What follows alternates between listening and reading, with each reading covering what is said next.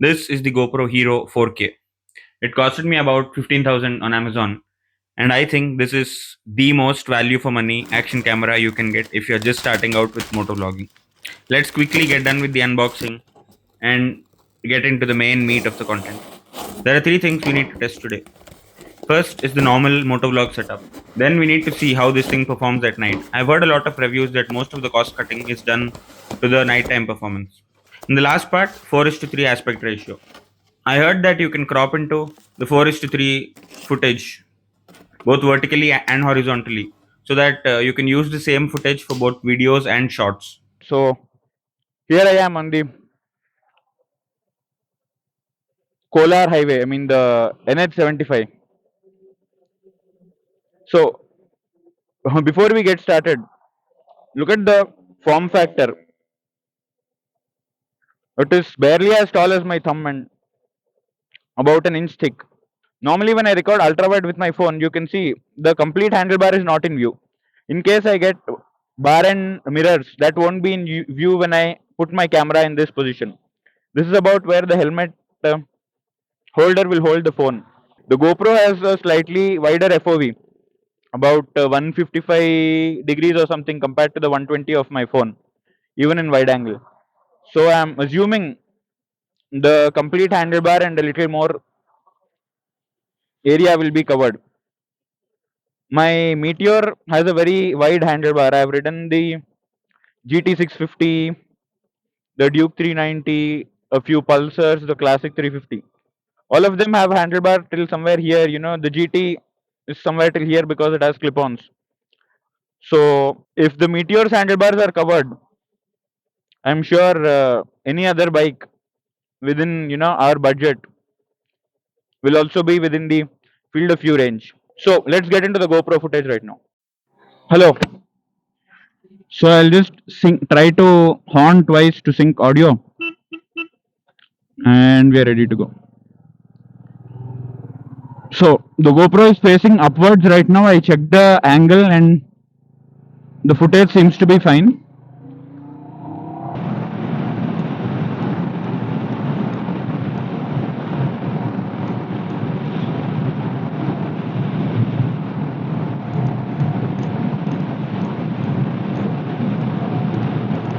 Okay, we are slowing down now.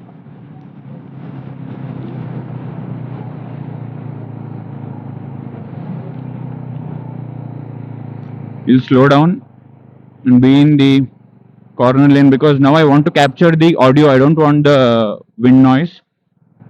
So just to see how the wind sounds on the GoPro's default mic, I I sped up a bit, but speeding isn't the point of today's ride. And I'm not prepared for speed also. I'm in denims and denim shirt, no gloves. So I'll just put myself in control.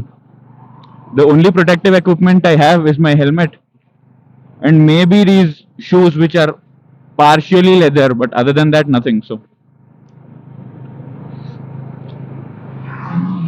we don't speed when we're not prepared for the slide.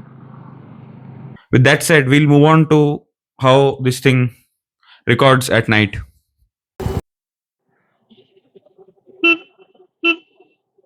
Cool.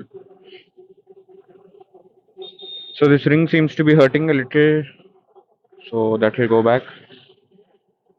Setting mirrors back on the road and starting off. So if you want to find a good road to go a little fast without having to go out of the city, this road between Kadugudi Tree Park and the Hope Farm metro station is one of the best places to do it. It is empty most of the time during the day, during the night.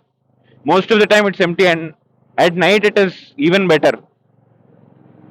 My voice will be a little distorted because oh my god, it is not empty right now.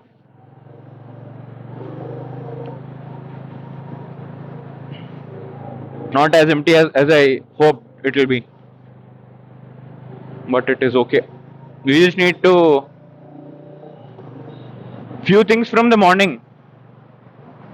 First things first, the 9 is to 16 video, the normal video is what looks best. The 4 is to 3 seems to have a little bit of distortion going on. So I didn't speak much during this particular section of the video. So I thought of adding a few thoughts about the whole footage, about the camera while I was editing the video.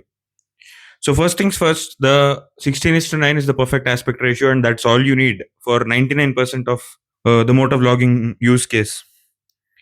Next thing is, in this camera you can't change the settings, you can't change the exposure, ISO, shutter speed, all that stuff.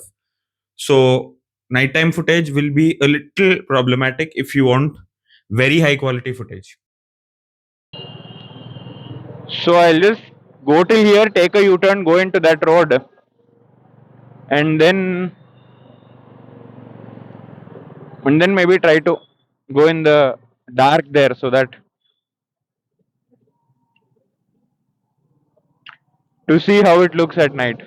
Compared to what I used to get on my phone, what you can see now is way better.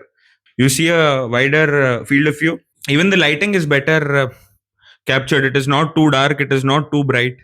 Yes, the headlights from the opposite side do get a little bright, but then you can't manually control the lighting when there is a car and when there isn't a car. So I wouldn't call that a downside as such. The only actual big issue for me is the mic situation. There is no way to connect a microphone, so I'll have to record audio separately. And like I did for the first two clips, I need to sync the audio from my phone to the footage. So yeah, back to the vlog. One thing I'm really doubtful about, I mean, I'm not sure how it will look, is the beams, because all of these people coming at us with high beams and headlights, that might screw up the footage a bit. That might because this this is the Hero 4K. I mean, the entry level GoPro, and I don't think it comes with settings to let you change what you want. So if the stock settings are good, you're lucky. If it's not good, you just deal with it.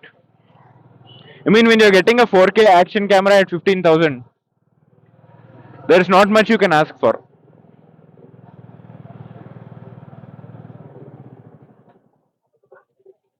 I'm 100% sure there is no need for that speed breaker.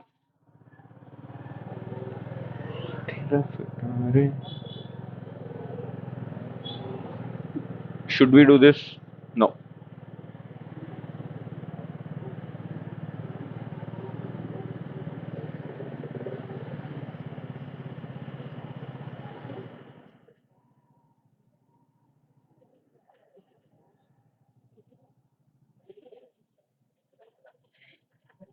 Come on, this guy should move.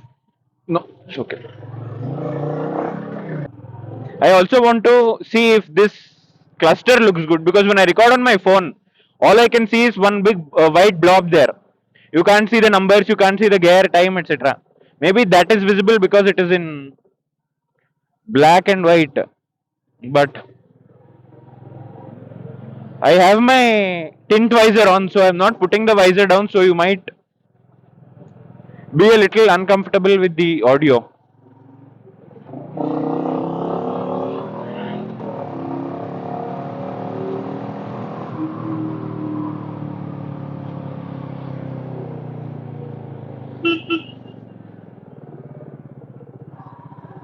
Yes, you end up near Kadugudi Tree Park. I think I'll just cross the road and then maybe stop the recording, because I don't want to waste space, testing footage. Go, man, go.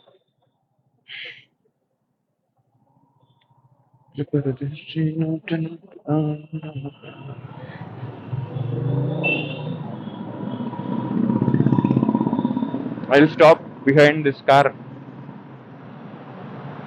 With that, we are ending the video. Let me know if you have any feedback about the content, the videos, the audio, my riding style, whatever. And thank you for watching. Bye.